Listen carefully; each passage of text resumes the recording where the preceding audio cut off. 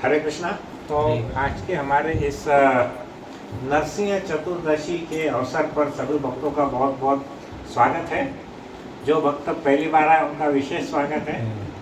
हम आखिरी में बोलेंगे, उनका अनाउंसमेंट भी करेंगे कि वो हमेशा सत्संग में आते रहे। तो हमको आज देखना है कि नरसिंह भगवान कौन है। कितने लोगों ने नरसिंह भगवान का नाम सुना है? हाथ ऊपर करो। नरसिंह भगवान का, राइट, चलो, कम से कम काफ़ी लोगों को पता है नरसिंह भगवान कौन है। तो अब हम इसकी बहुत बहुत बहुत सुंदर कथा है, हम उसके बारे में अभी श्रवण करेंगे कि नरसिंह भगवान का अवतरण क्यों हुआ, नरसिंह भगवान क्यों अवतरित हुए।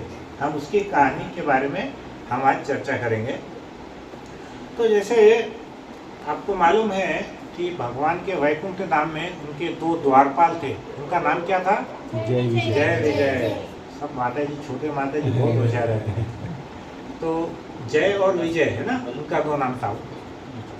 तो वो क्या करते थे कि भगवान की वो सेवा करते थे। एक बार उन दोनों जय और विजय द्वारपालों को लगा कि भगवान यहाँ पर वैकुंठ धाम में है, यहाँ पर क्या करते हैं, भगवान की सभी सेवा पूजा भावना ऐसा कर रहे हैं, लेकिन भगवान को अगर किसी से युद्ध करना है, वीर रस जिसको बोलते हैं, तो फिर उसके लिए क्या करें? क्योंकि भगवान के वैकुंठ धाम में तो कोई किसी से लड़ाई करता ही नहीं है। तो उन दोनों को ऐसा विचार आया कि भगवान का जो वीर रस है, उनका जो शौर्य है, भगवान को तो इच्छा होती है एक आधी बार लड़ाई करने की, तो किसके साथ में लड़ेंगे? अगर मान के चलो कोई व्यक्ति शेर है, शेर, तो वो शेर कोई चूहे के साथ तो लड़ाई करने वाला नहीं है ना, उसको भी सामने कौन चाहिए? दूसरा शेर चाहिए। तो उन्होंने सोचा कि चलो हम क्या करते हैं, हम पृथ्वी पर हम कुछ जन्म लेंगे, तो एक कुछ वो अपराध करते हैं जिसके कारण उनको 3 बार पृथ्वी के ऊपर में राक्षस योनि में जन्म लेना पड़ता है। तो उनकी जो सबसे पहली योनि थी जय और विजय की, वो थी हिरण्याक्ष और हिरण्यकश्यप। क्या नाम था? तो ये जो जय और विजय थे अभी क्या बन गए? हिरण्याक्ष और हिरण्यकश्यप। तो हिरण्याक्ष का भगवान विष्णु के साथ में युद्ध हुआ। भगवान विष्णु ने हिरण्याक्ष को मार दिया और उसका जो भाई था हिरण्यकश्यप, वो बड़ा क्रोधित हुआ कि देखो इस विष्णु ने, इस नारायण ने क्या किया, मेरे भाई की हत्या कर दी। तो वो उसका बदला लेना चाहता था। देखो अभी ये जो भगवान के अवतार है, भगवान की जो लीलाएं है, इसमें उनका एम क्या है कि भगवान के साथ में युद्ध करना।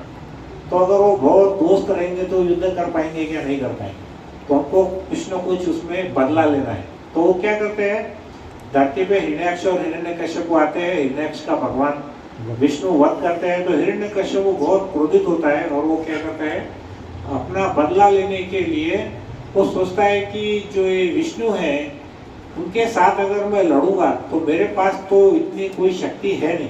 हाँ, अगर हमारे पास में शक्ति नहीं है, ऐसा मान के चलिए हमारे पास एक छोटा सा चाकू है और सामने वाला AK-47 लेके, बड़ा राइफल लेके ऐसा खड़ा हुआ है, तो हमको क्या करना पड़ेगा? पहले उसके लिए बड़ा राइफल के लिए प्रयत्न करना पड़ेगा, है ना? नहीं तो इतने छोटे छोटे चाकू से हम क्या करने वाले हैं? सब्जी काट सकते हैं, उसको थोड़ी मार सकते हैं। तो हिरण्यकश्यप बड़ा बुद्धिमान था। उसने क्या किया हिरण्यकश्यप ने कि उसने सोचा कि मुझे विष्णु के साथ में अगर युद्ध करना है तो मुझे सबसे पहले बहुत तपस्या करनी पड़ेगी। क्या करना पड़ेगी? तपस्या करनी पड़ेगी। तो उसने क्या किया कि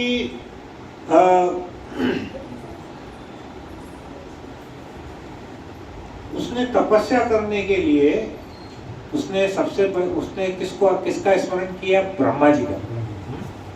आप देखेंगे जितने भी असुर है वो 2 ही देवताओं की पूजा करते हैं। किसकी करते हैं? ब्रह्मा, शिव जी की और ब्रह्मा जी की। कभी भी कोई असुर है जो राक्षस है, वो कभी भी भगवान विष्णु की आराधना नहीं करता है। कभी सुना है क्या आपने? कंस किसका भक्त था? दुर्गा जी। रावण किसका भक्त था? और हिरण्यकश्यप किसका भक्त था? ब्रह्मा जी। नहीं, ब्रह्मा जी का। हिरण्यकश्यप किसका भक्त था? हाँ। तो आप कभी भी देखेंगे कि जितने भी असुर है वो किसका किसका भक्ति करते हैं, वो या तो शिव जी की करते हैं या तो ब्रह्मा जी की करते हैं, लेकिन कभी भी वो भगवान विष्णु की या नारायण की वो भक्ति नहीं करते, क्योंकि उनको मालूम है अगर हमारे अंदर असुरी गुण है तो भगवान विष्णु कभी हमसे प्रसन्न ही नहीं होंगे। तो इसलिए वो पहले ही होशियार है। वो किसको उन्होंने सेलेक्ट किया, इस केस में ब्रह्मा जी को उन्होंने सेलेक्ट किया। और ब्रह्मा जी की उन्होंने क्या किया, बहुत तपस्या की। जब इनका भाई मारा गया हिरण्याक्ष, तो हिरण्यकश्यपु ने क्या किया, उसके जो भाई की पत्नी थी और उनके जो बच्चे थे और उनकी जो माता थी, माता का नाम क्या था उनकी, दीति। क्या नाम था, दीति।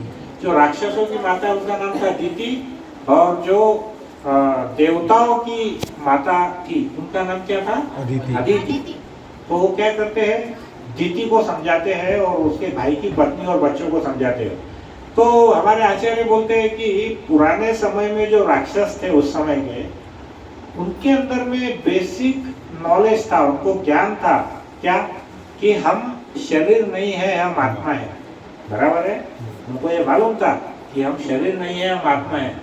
इसका मतलब समझेगा किसी को। आजकल क्या होता है, इतने सारे भौतिक जगत में वैज्ञानिक है, वैज्ञानिक आत्मा को मानते ही नहीं है। वो क्या बोलते हैं, आत्मा किधर है आपको बताओ पहले। हाँ?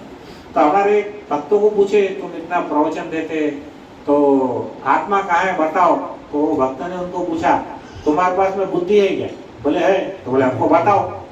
तो बोले अरे बुद्धि तो दिखती नहीं है, फिर इसका मतलब आपको बुद्धि नहीं है, तुम मूर्ख है ना।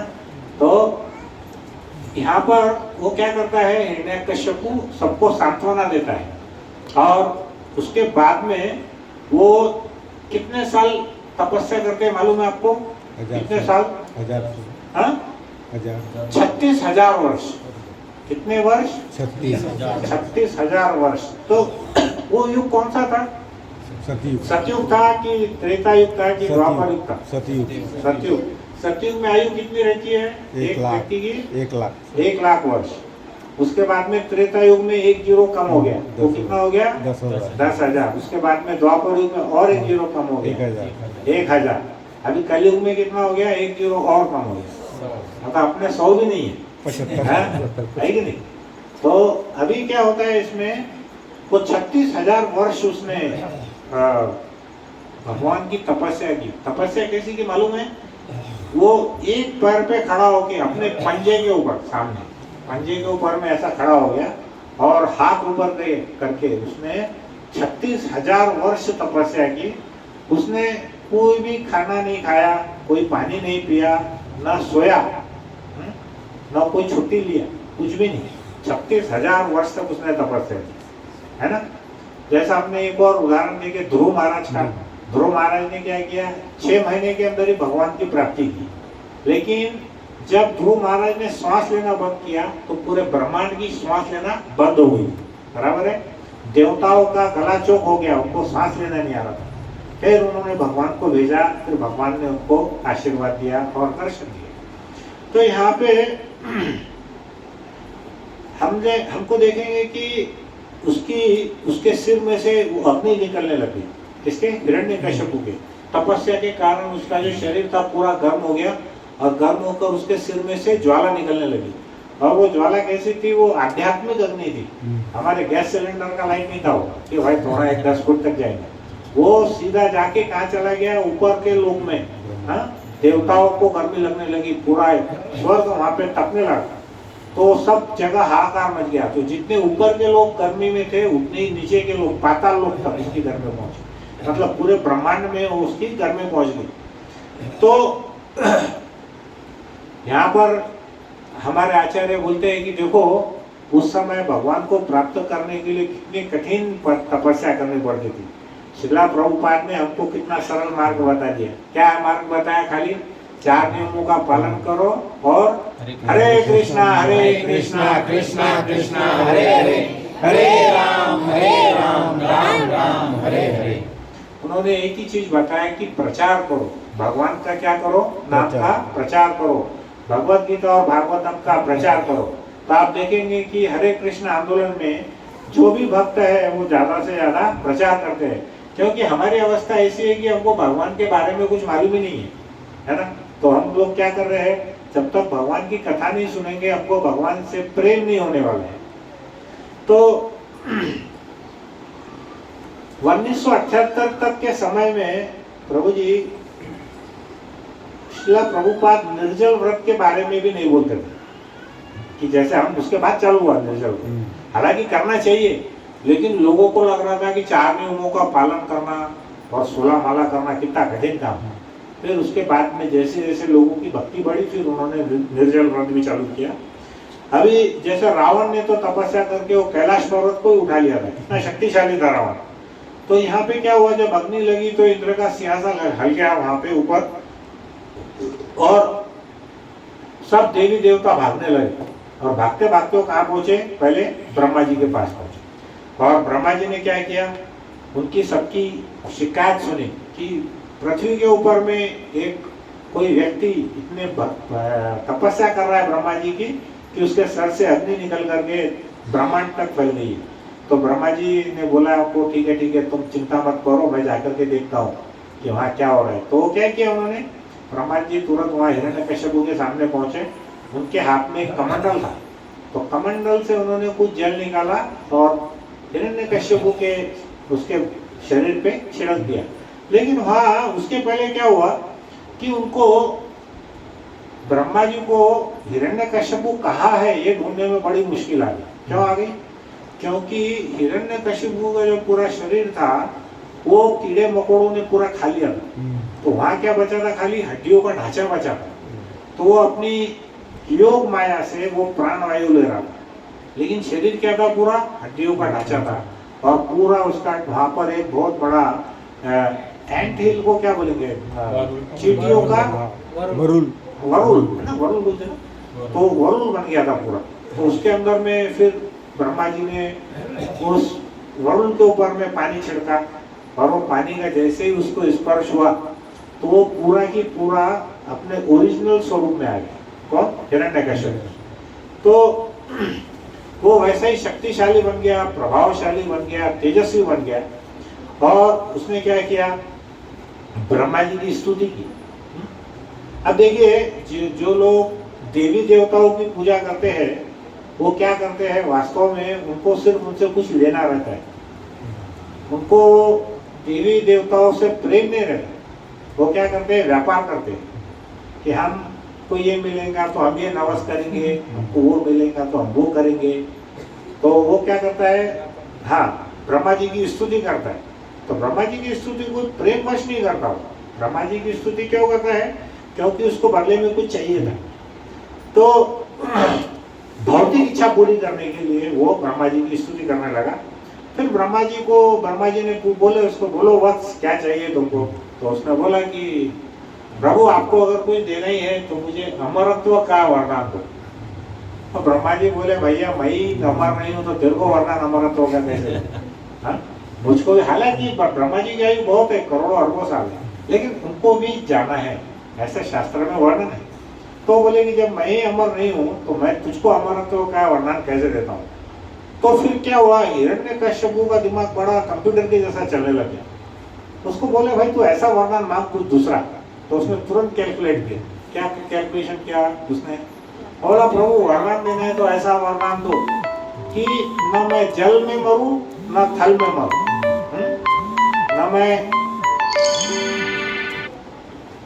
न मैं पृथ्वी पे मरूं न आकाश में मरूं, न मैं घर के अंदर मरूं न घर के बाहर मरूं, न मैं किसी अस्त्र से मरूं न किसी शस्त्र से मरूं, न किसी जड़ वस्तु से मरूं न किसी चेतन वस्तु से मरूं, न दिन में मरूं न रात में मरूं, न देवता से मरूं न किन्नर से मरूं न गंधर्व से मरूं। कितने भी योनियां बनाए हैं ब्रह्मा जी ने, उन 84 लाख योनि में से कोई भी योनि से मैं नहीं मरूं।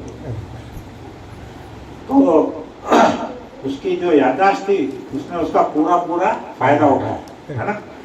और फिर क्या हुआ, ब्रह्मा जी सोचे कि भाई ये तो बड़ा शातिर बदमाश है, बहुत होशियार है, पूरी चीज को लपेट लिया। लेकिन फिर भी ब्रह्मा जी बोले ठीक है तथास्तु। ब्रह्मा जी क्या किया, उनको तथास्तु बोले। और फिर ब्रह्मा जी अंतर्ध्यान हो गए। अब जैसे ही ब्रह्मा जी गए हिरण्यकश्यपु ने सोचा कि देखो मैं तो अभी ब्रह्मांड का पूरा राजा बन गया, सम्राट बन गया, अब मैं कुछ भी कर सकता हूँ, मेरे को कोई मारने वाला नहीं है। तो उसने क्या किया, जितने भी उसको क्या लगता था कि हाँ जितने भी ब्राह्मण है, ब्राह्मणों को सबसे ज्यादा उसको भय किसका था, विष्णु का था। नारायण। तो उसको क्या लगा कि विष्णु कैसे प्रसन्न होते हैं, यज्ञ से। हाँ, विष्णु कैसे प्रसन्न होते हैं, यज्ञ से। तो उसने सबसे पहले किसको अटैक किया, ब्राह्मणों की यज्ञशाला को, उनके यज्ञ हवन जितने थे ना, उसके ऊपर उसने उनको नष्ट कर दिया। वो वहां पर गंदी गंदी चीजें फेंकने लग गया और वो उसमें मलमूत्र डालने लग गया और उसने गो हत्या शुरू कर दी, ब्रह्म हत्या शुरू कर दी, ब्राह्मणों की हत्या शुरू कर दी, गो हत्या शुरू कर दी। तो जितने भी प्रकृति के नियम थे वो सभी नियम उसने बदल लिए। उसने क्या किया, प्रकृति के नियम क्या है, जैसे जो पुण्य करता है उसको स्वर्ग मिलता है, पापी को नरक मिलता है। लेकिन हिरण्यकश्यप के राज्य में उल्टा चलता था, जो पापी था उसको स्वर्ग मिलता था और जो पुण्यवान था उसको नरक में भेजता था। अच्छा, और क्या क्या किया, अभी आप देखिए कि ऐसा समझ के चलो कि सेब जो है, एप्पल, वो तो ठंडी का पदार्थ है, तो वो कब मिलने लग गई, गर्मी में, और आम मिलने लग गया ठंडी के दिनों में। तो ऐसा करके उसने क्या किया, पूरे ऋतु के नियम उसने बदल दिए। और इस तरह से वो क्या हो गया, जो प्रकृति को जो कंट्रोल करता है, नियंत्रित करता है, वो अपने आप को भगवान समझने लग गया। बराबर है। तो उसका कार्य क्या था, भगवान का कार्य क्या है, धर्म की स्थापना करना। हिरण्यकश्यप का क्या कार्य था, अधर्म की स्थापना करना। क्या कार्य था, अधर्म की स्थापना करना। तो उसने क्या किया कि जब ऐसा अधर्म चलने लग गया तो जितने देवी देवता थे वो दूसरी बार ब्रह्मा जी के पास पहुंचे। अरे बोले ब्रह्मा जी, ये अब इससे बचाओ, पिछली बार तो आपने बचा लिए थे, जल छिड़क दिए थे, तो इस बार भी कुछ करो।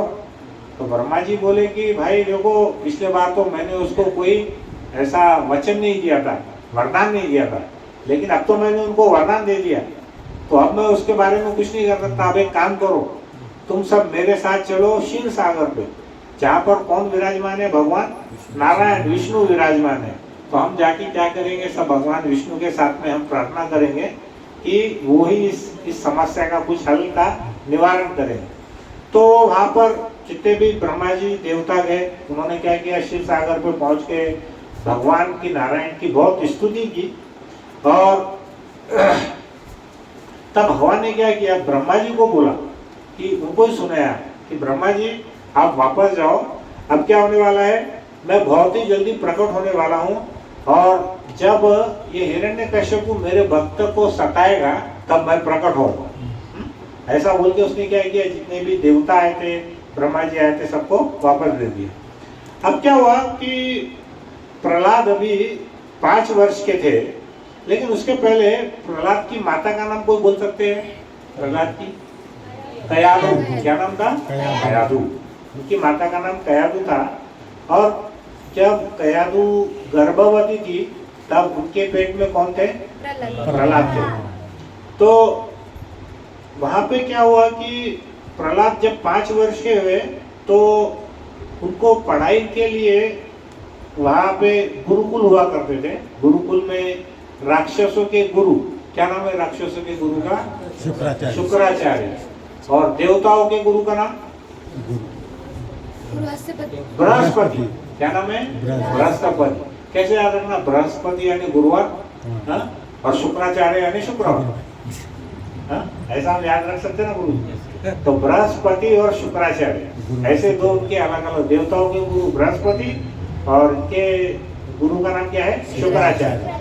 कभी कभी इनके नाम याद रखना बड़ा मुश्किल है, तो उसमें कुछ तो ट्रिक लगाना चाहिए अपने को, है ना, याद रखने के लिए। तो शुक्राचार्य जो था वो हिरण्यकश्यप का कुल गुरु था, और उसके 2 बेटे थे। उनका नाम क्या था, शंड और अमर। शंख से शंड याद रखो, क्या नाम था, शंड और अमर।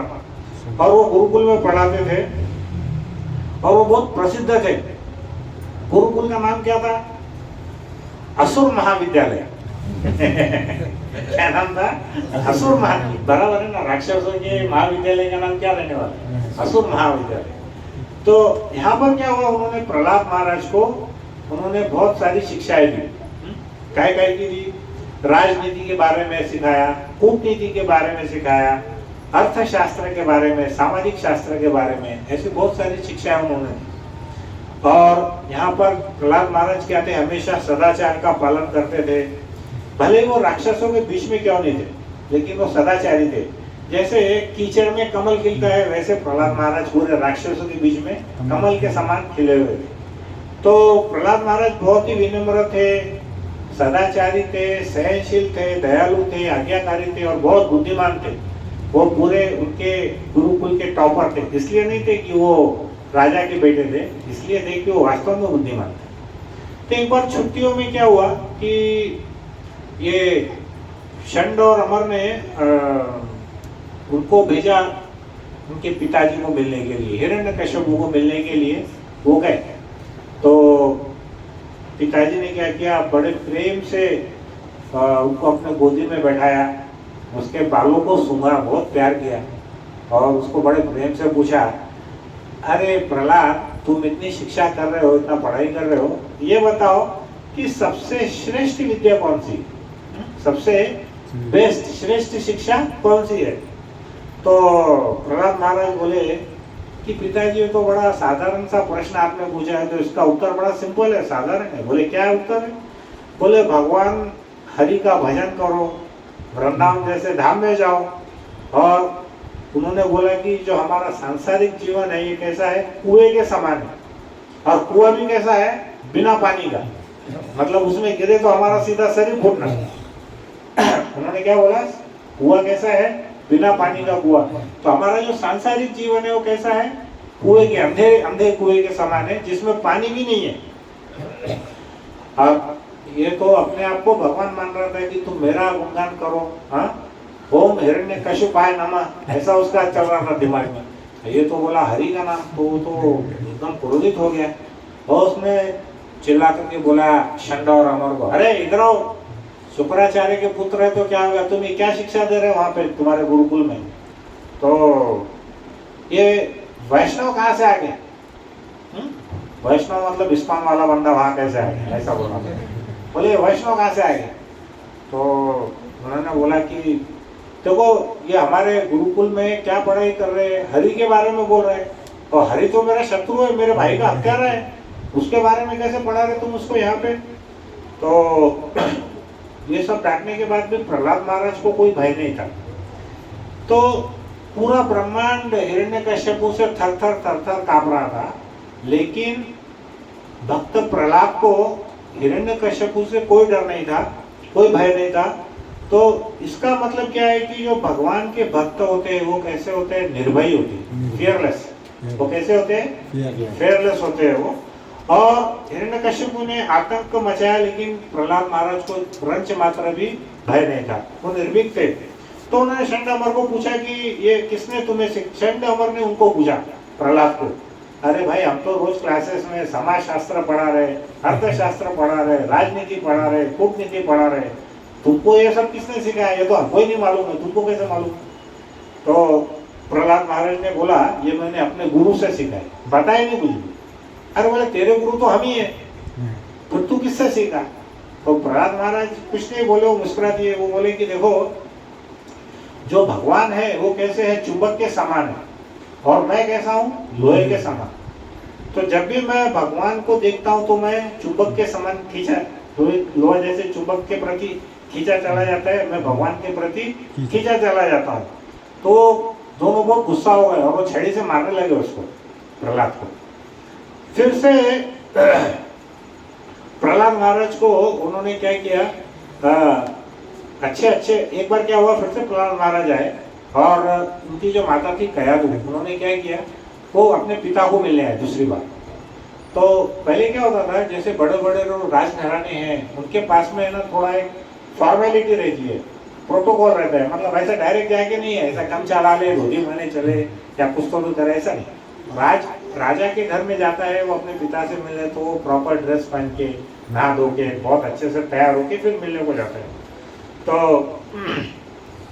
उन्होंने क्या किया, बड़े प्रेम से नहीं, उसकी माता कयादू ने उसके पिता को मिलने के लिए उसको तैयार किया। अब कुछ दिनों तक उन्होंने षंड और अमर ने उसको बहुत कुछ ट्रेनिंग दिया, बहुत अच्छे से पढ़ाया। फिर अगली छुट्टी आई तो गया वो दूसरी बार। तो दूसरी बार जाने के बाद में षंड और अमर बड़े कॉन्फिडेंट थे कि अब की बार ये जो बोलने वाला है प्रहलाद, ये जो हमने सिखाया वही बताएगा वो, क्या कुछ भी हो जाए। तो इसके बाद गए वो वहाँ पे हिरण्यकश्यप के पास में। हिरण्यकश्यप ने फिर बड़े प्रेम से पूछा उसको कि अरे भैया तू क्लास का टॉपर है, गुरुकुल में भी बड़ा होशियार है, सब तेरी तारीफ करते हैं, अब ये बता कि सबसे उत्तम शिक्षा कौन सी। अब प्रहलाद महाराज ने जो उत्तर दिया वो सुनो। उन्होंने क्या बोला कि पिताजी सबसे उत्तम जो शिक्षा है वो क्या है पता है आपको? श्रवणम कीर्तनम विष्णु स्मरणम पाद सेवनम अर्चनम वंदम दास्यम साख्यम आत्मनिवेदनम। जो नवधा भक्ति है, 9 प्रकार की भक्ति है, ये भक्ति जो करता है, जिसने अपना जीवन इस नवधा भक्ति में समर्पित कर लिया, सर्वाधिक बुद्धिमान उसी को समझना चाहिए। आप तो हिरण्यकश्यप को पूरा आग बबूला हो गया। वो कैसा था मालूम है क्या? पहले अग्नि में एक छोटी सी चम्मच से घी डाला था, अब उसने क्या किया, बड़ा पतीला लेके पूरा घी डाल दिया उसमें। तो वो इतना ज्यादा गुस्सा हो गया कि उसने क्या बोला कि उस व्यक्ति ने पूर्ण ज्ञान प्राप्त किया है, जब तक शुद्ध भक्तों की शरण नहीं लेंगे तब तक हम भौतिक कलमश से नहीं निकल सकते। और ऊपर से ज्ञान भी दिया कि अगर ये भौतिक कलमश मतलब दुखालय से हमको निकलना है तो हमको क्या करना पड़ेगा, भक्तों की शरण लेना पड़ेगी, ऐसा उन्होंने बोला।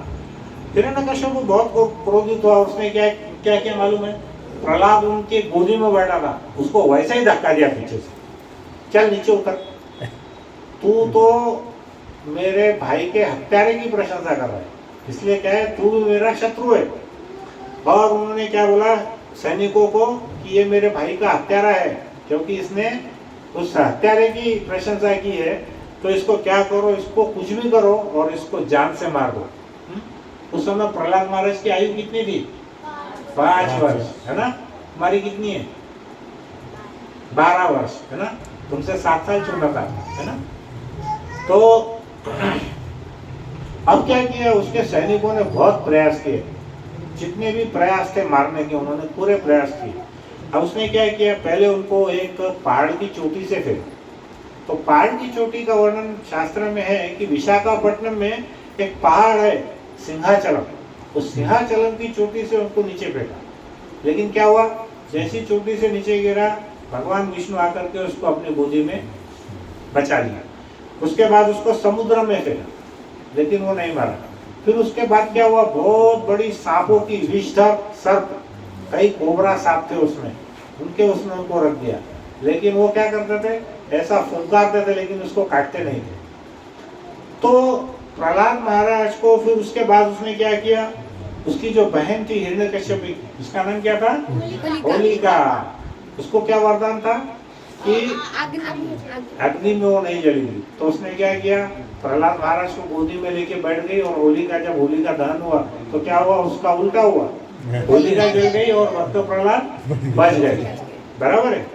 और फिर बाद में उनको हाथी से भी कुचल रहा है, लेकिन उनका कुछ भी बाल बाका नहीं हो सका। अब हिरण्यकश्यप ने सोचा कि ये प्रहलाद और जो विष्णु है उनका संबंध कैसा बताया, उसका मैंने मालूम है।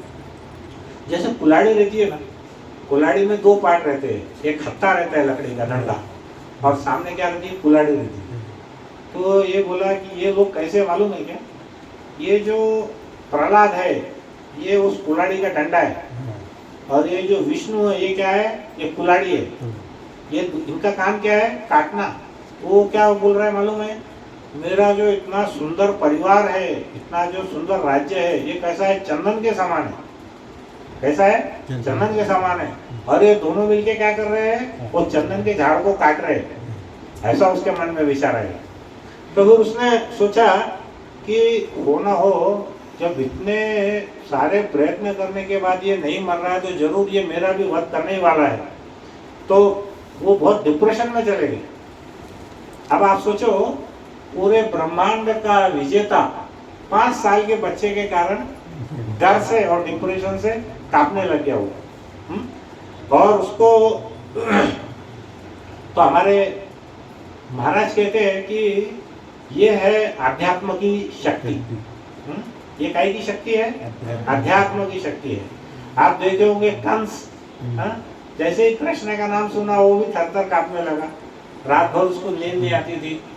एक बार कंस की दोनों पत्नियां हस्ती और प्राप्ति रात में उसके लिए कुछ जल लेके आई, तो उसको लगा कि अरे शायद कृष्ण इसमें मत्स्य अवतार के रूप में तो नहीं आ गया हाँ, तो डर के भागने लग गया वहां से। तो सबके ऊपर में उसको शक होने लग गया कंस को। यहाँ पे इसमें क्या हुआ कि हिरण्यकश्यप को भी ऐसा डरने लग गया, और वो एक 5 साल के बच्चे को वो नहीं मार पा रहा था, तो एक छोटे से बच्चे ने उसको हरा दिया। इसी प्रकार रावण इतना शक्तिशाली था, है कि नहीं? रावण कितना शक्तिशाली था, लेकिन भगवान का एक भक्त हनुमान गया वहां पे। भगवान हनुमान ने क्या किया? इतनी बड़ी सोने की लंका को जला दी। जो कि रावण पूरे ब्रह्मांड का विजेता था, वो भगवान के एक भक्त से डर गया वो। करेक्ट? ये है भक्त की भक्ति की शक्ति, भक्त की शक्ति, आध्यात्म की शक्ति। तो कंस ने क्या किया? उसके कंस ने भी क्या किया? उसके जितने भी सलाहकार थे, एडवाइजर, मंत्री, वो उसको क्या सलाह देते थे कि महाराज ये 8वीं संतान तो कोई भी हो सकता है। उसको क्या क्या उसको श्राप था कि जो देवकी की 8वीं संतान होगी वो क्या करने वाली है? कंस का वध करने वाली है। तो उसको समझ में नहीं आता था कि 8वीं संतान किसको मानूं, कोई भी तो 8वीं हो सकती ना। तो उसके जितने मंत्री उसको ऐसा सलाह देते थे कि आप सभी बच्चों को मार दो, पता नहीं उसमें से कौन 8वीं। दूसरा मंत्री क्या बोला? अरे आप देवकी को और वासुदेव को ही मार दो ना, न रहेगा बास न बजेगी बांसुरी, मतलब कोई बच्चे ही पैदा नहीं होंगे, इनको ही मार दो दोनों को। तो जो भी कारण है वो विभिन्न प्रकार से डरने लगा। तब क्या हुआ? षंड और अमर को लगा कि अरे अभी हमारी नौकरी तो बहुत खतरे में है ना। जो वहाँ के उसके गुरु थे, शुक्राचार्य के दोनों पुत्र थे, षंड और अमर, वो बड़े डर गए। तो उन्होंने क्या किया? महाराज को विश्वास दिलाया कि हिरण्यकश्यप महाराज आप फिक्र मत करें, अब की बार हम इसको इतना परफेक्ट बनाएंगे कि ये आगे जाकर के आपका बहुत बड़ा हितैषी शुभचिंतक बनेगा और आपका अच्छा सेवक भी बनेगा। तो उस समय क्या हुआ कि प्रहलाद महाराज पूरे गुरुकुल में बहुत फेमस हो गए, बहुत प्रचलित हो गए सब जगह पे, और उनको पहले से भी ज़्यादा मार्क्स आने लगे थे उनके गुरुकुल के अंदर में।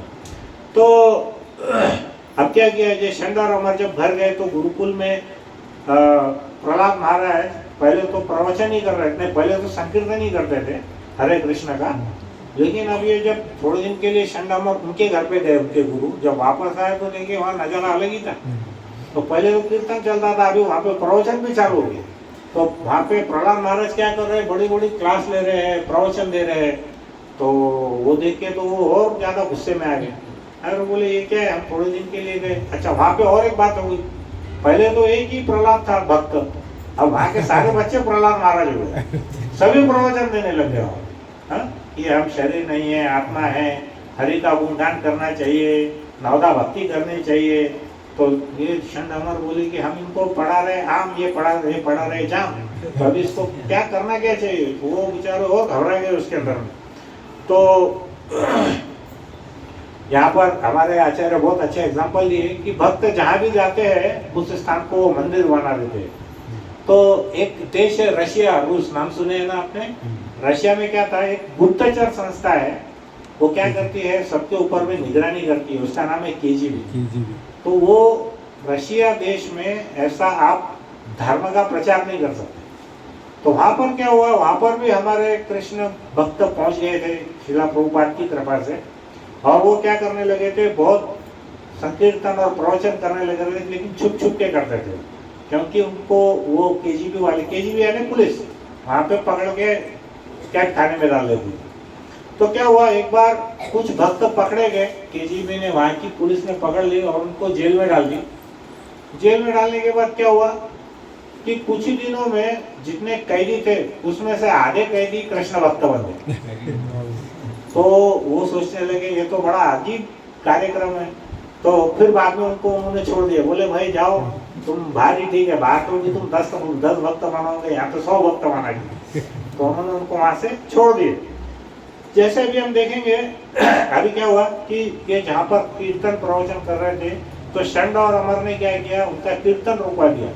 जैसे प्रभु जी चैतन्य चैतामृत में चांद काजी ने रुकवाया था, जो भगवान सत्येंद्र लेके जा रहे थे, चांद काजी ने क्या किया था, मुस्लिम राजा था वो, मुस्लिम राजा का वो सैनिक था, वो उसने रुकवा दिया था। वैसे ही यहाँ पे क्या हुआ, जो शुक्राचार्य के पुत्र है षंड और अमर, उन्होंने सब ये कीर्तन वीर्तन रुकवा दिया, क्योंकि वो उनके जो राजा है उनके विरुद्ध था।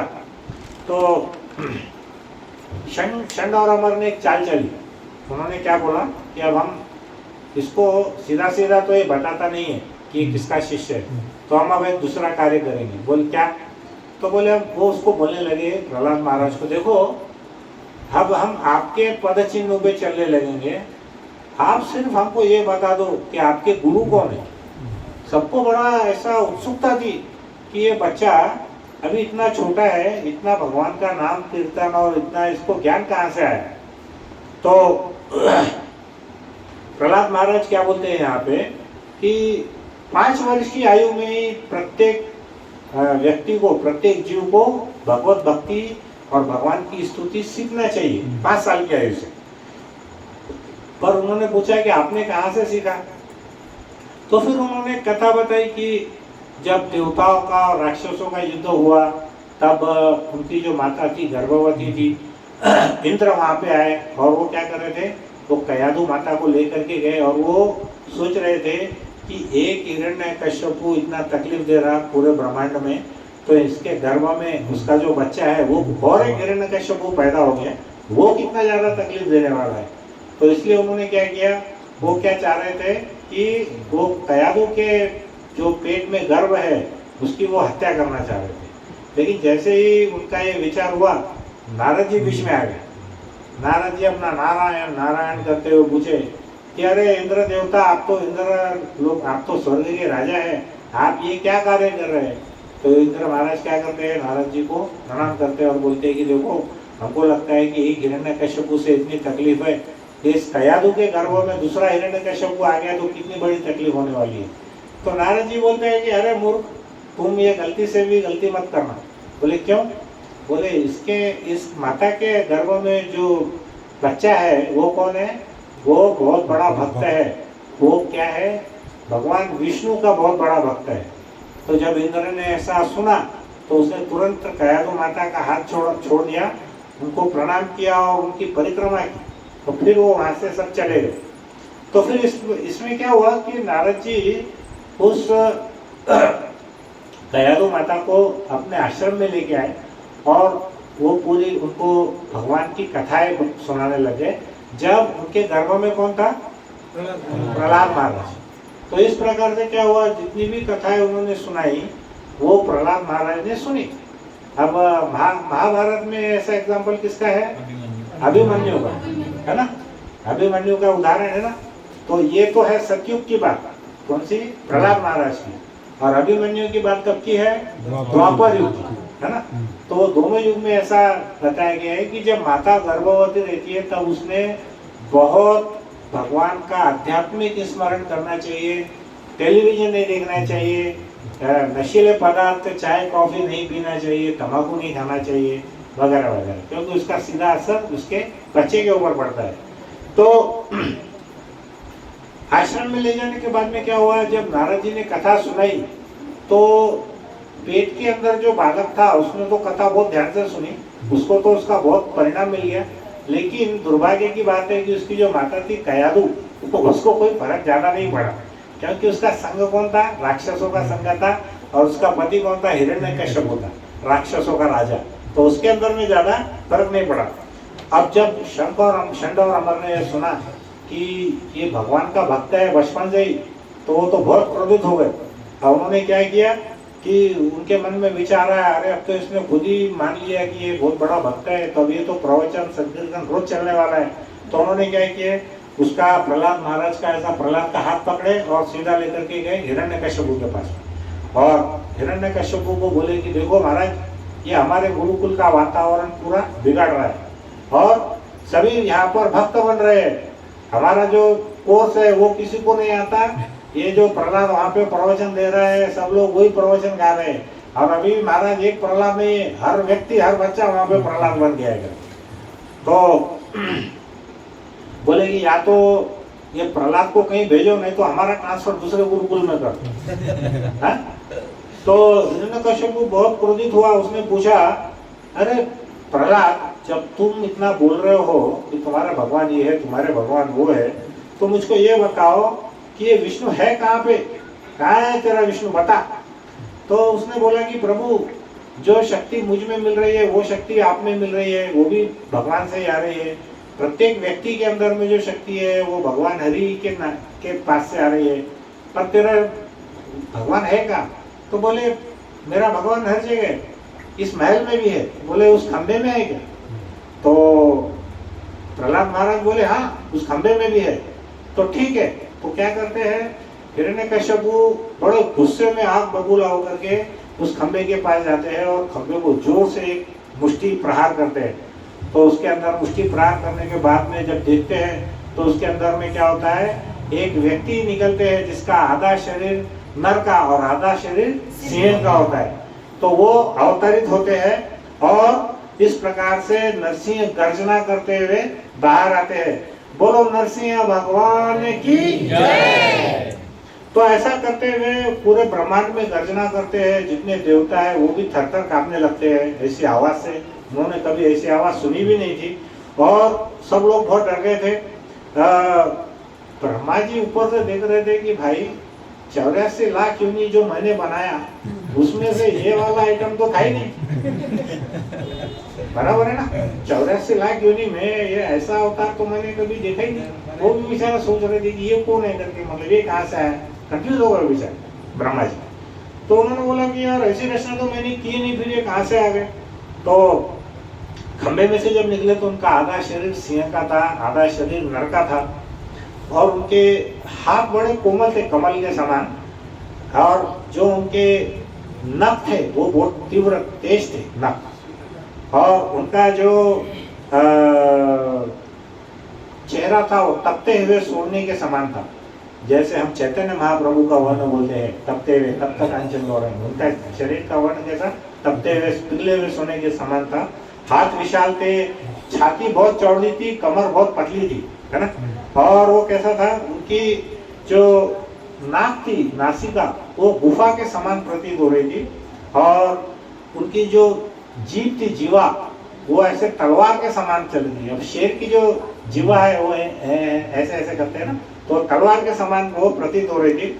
हिरण्यकश्यप तो उसको देखते ही भयभीत हो गया, और उसने क्या किया, उसके पास जितनी सिद्धियां थी सारी सिद्धियां उसने प्रकट कर ली। तो वो कभी जमीन पे रहता था, कभी आकाश में उड़ता था, ऐसा वो बार बार उनका साथ सब युद्ध चल रहा था। अब ये कौन सा समय हो गया था, संध्या का समय हो गया था।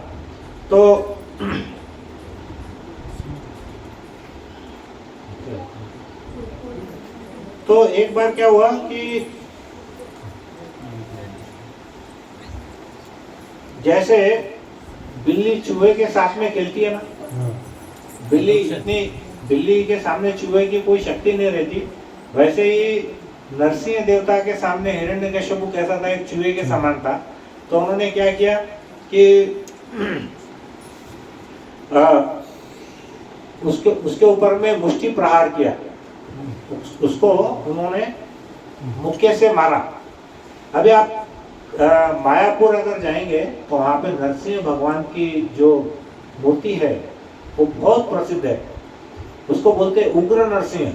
भगवान का रूप कैसा है उसमें, ऐसा उग्र है।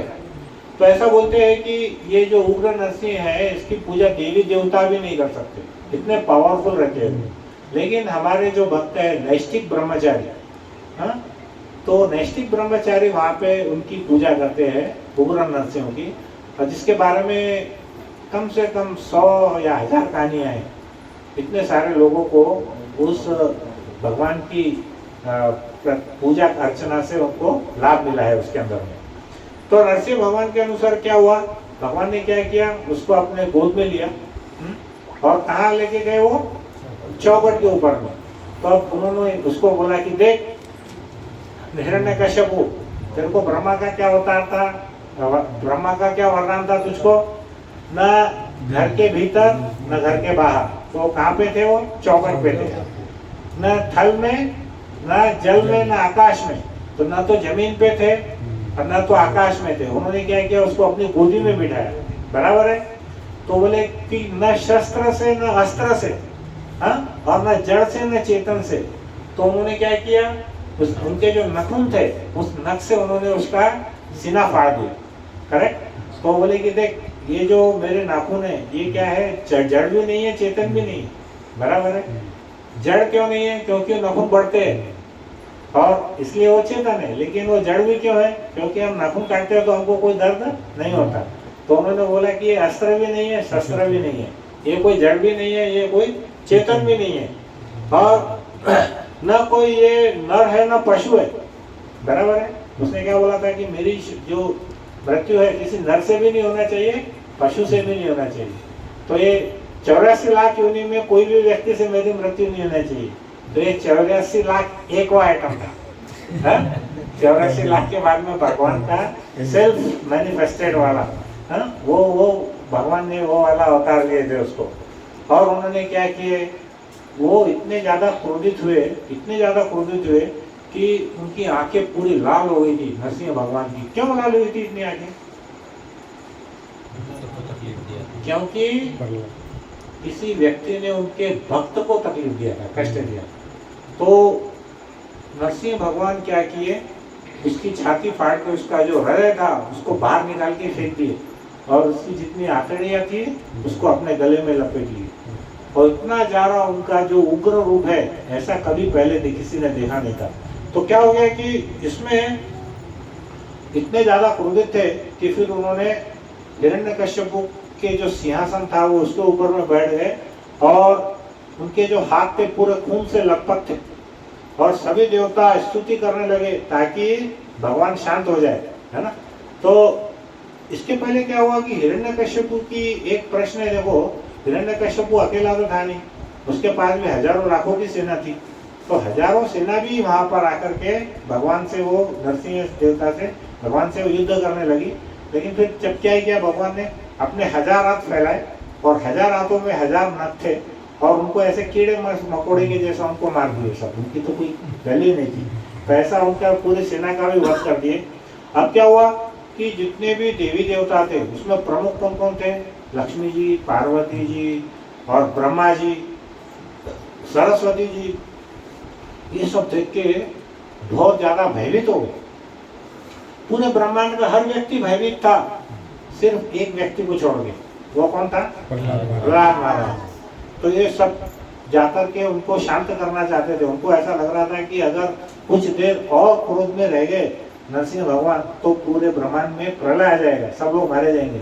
तो वो आपस में डर रहे थे कि भाई पहले कौन जाएगा।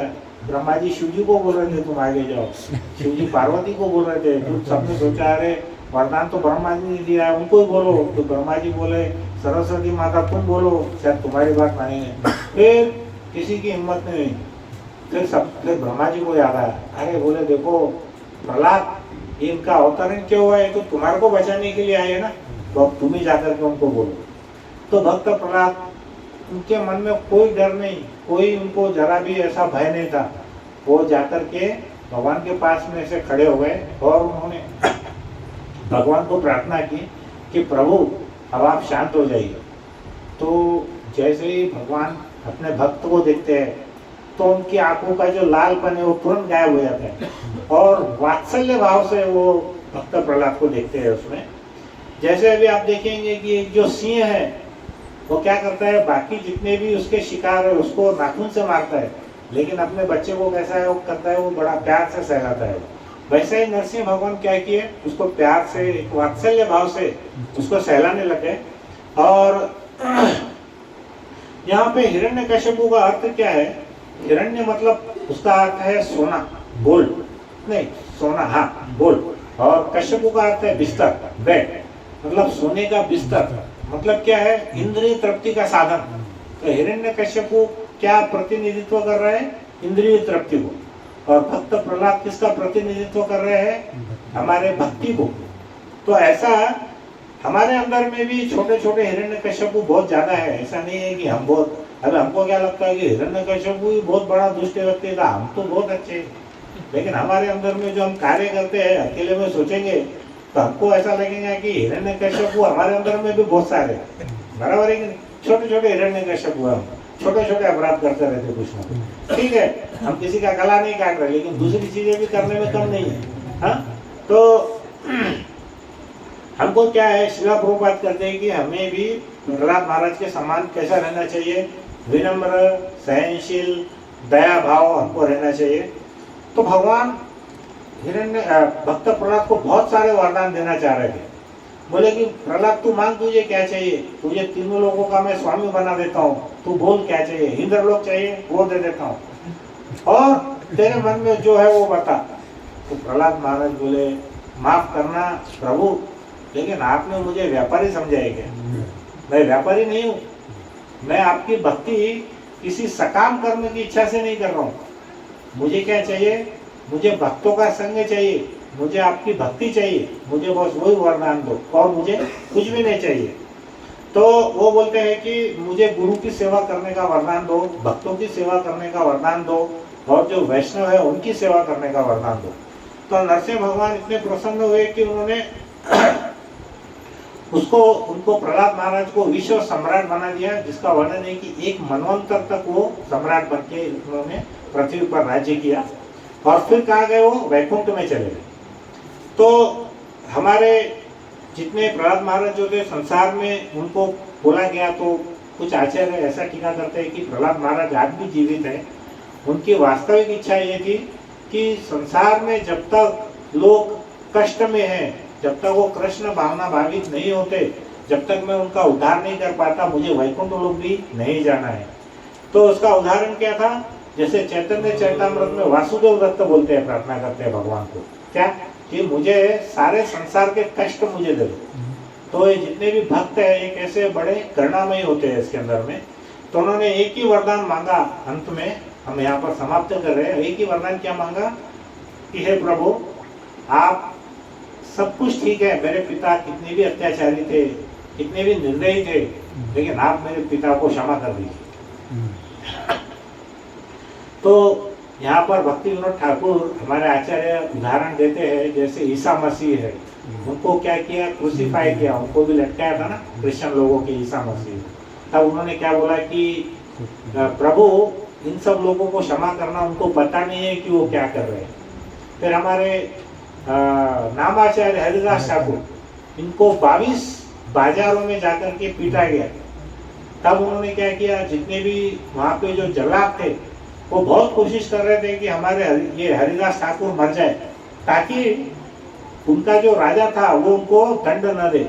वो ऐसा मुसलमानों का एरिया था, राजा था उस समय, और हरिदास ठाकुर भी वास्तव में मुसलमान थे, लेकिन वो क्या कर रहे थे? हरे कृष्ण का महामंत्र का जप करते थे। तो उसने उनको शिक्षा दिया, दंड दिया कि या तो तुम मुस्लिम बन जाओ और ये छोड़ दो तो हम तुम्हें छोड़ देंगे। लेकिन श्रीला हरिदास ठाकुर बोले कि चाहे मेरे शरीर के तुम हजारों टुकड़े कर दो, तब भी मैं हरे कृष्ण का महामंत्र का जप करना नहीं छोड़ूंगा। तब वो उनके जल्लादों को वो आदेश देते हैं वहाँ पे कि इसको मरे दम तक इसको छोड़ो मत, किसी भी तरीके से मारो। तो जल्लाद उनको कोड़ों से बहुत पिटाई करते हैं, 22 बाजार मार्केट में ले जाते हैं, लेकिन उनको कुछ भी नहीं होता हरिदास ठाकुर को। फिर बाद में वो उनके सामने जाके गिड़गिड़ाते हैं जल्लाद कि अगर आप नहीं मरे तो हम मर जाएंगे। क्यों? क्योंकि हमारा राजा हमको मृत्यु दंड दे देगा, क्योंकि हम तुमको नहीं मार सके। तो फिर हरिदास ठाकुर बोलते हैं कि ठीक है, अब आप उसकी चिंता मत करो। वो क्या करते हैं? स्वयं गंगा नदी में जाकर के वो डूब जाते हैं उसके अंदर, और ऐसा वो बताते हैं कि मैंने उसमें छलांग लगाकर ऐसा बता दो तुम्हारे राजा को कि मेरी मृत्यु हो चुकी है। तो ये सब क्यों किया? आउट ऑफ कंपैशन, करुणा के कारण उन्होंने ऐसा किया। तो इनका बोलना ऐसा है कि भक्त प्रहलाद अपने पिता के हजारों हजारों अपराध होके उन्होंने इतना सारा अत्याचार किया, तब भी उन्होंने भगवान को क्या बोला कि इनको क्षमा कर दो। तो फिर उन्होंने यहाँ पर जो प्रहलाद महाराज जैसे भक्त होते हैं, ऐसा शास्त्रों में वर्णन है कि एक भक्त अगर एक वंश में जन्म लेता है तो उसकी 21 पीढ़ियां तर जाती है। कितनी पीढ़ियां? 21 पीढ़ियां। अगर एक भक्त एक कुल में जन्म लिया तो उसकी 21 पीढ़ियां उनको नरक नहीं जाना पड़ता। तो शिला प्रभुपाद बोलते हैं 21 पीढ़ियां क्यों, 100 पीढ़ियां तर जाएंगी उनकी अगर वो भगवान के भक्त बनते हैं। तो फिर हम यहाँ पर हमारी ये जो नरसिंह कथा है, नरसिंह भगवान की जो जयंती है, हम उसके यहाँ पर हम समाप्ति करते हैं। और हम छोटा सा भी एक नरसिंह यज्ञ करने वाले हैं, उसमें प्रभु जी मंत्र बोलेंगे, हम उनके पीछे पीछे उसका उच्चारण करेंगे। साथ में करेंगे, ठीक है, हम साथ में नहीं, उनको शायद अगर नहीं जमा तो साथ में करेंगे। अगर मेरे ख्याल से आपने उसको वहाँ पर लिखा है ना, व्हाट्सएप पे डाला है? हाँ, अच्छा, तो फिर अभी कैसा आप दोनों, फिर हम सब पीछे पीछे बोलते हैं आपके।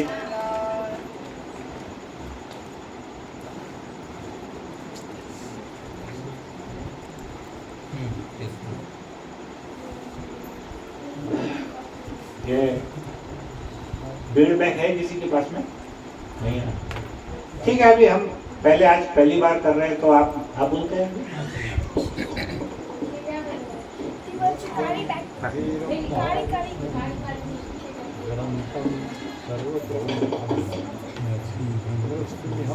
आपल्या इस्कॉन मंठ्याच्या ग्रुपवरती जे जे आहे त्यांनी त्याच्यावरतून मी पाठवलेले आहे, त्याच्यातून घ्या।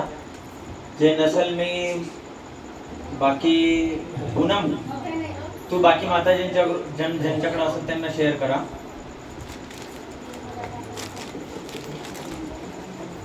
हम 108 बार मंत्र बोलने वाले हैं, तो सभी बोलने का प्रयास करो। अगर नहीं बोल सकते तो सुनने का प्रयास करो ध्यान से।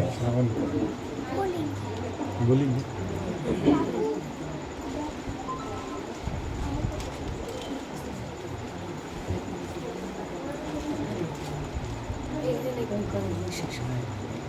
दोघं तिघ जण एकत्र म्हणू शकता, जर सगळ्यांकडे नसेल तर मोबाईल मध्ये बघून। माळ ज्यांना मिळाली त्यांनी माळेवर करा, ज्यांना नाही मिळाली त्यांनी असंही सर्वांसोबत म्हटलं तरी चालतं। मला एक दे,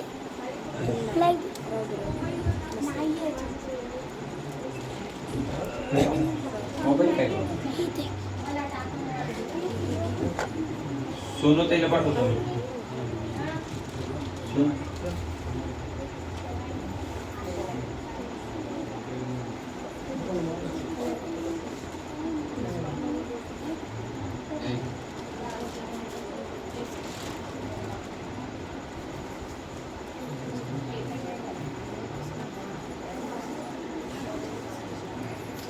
दिसलं सगळ्यांना? नाहीये का?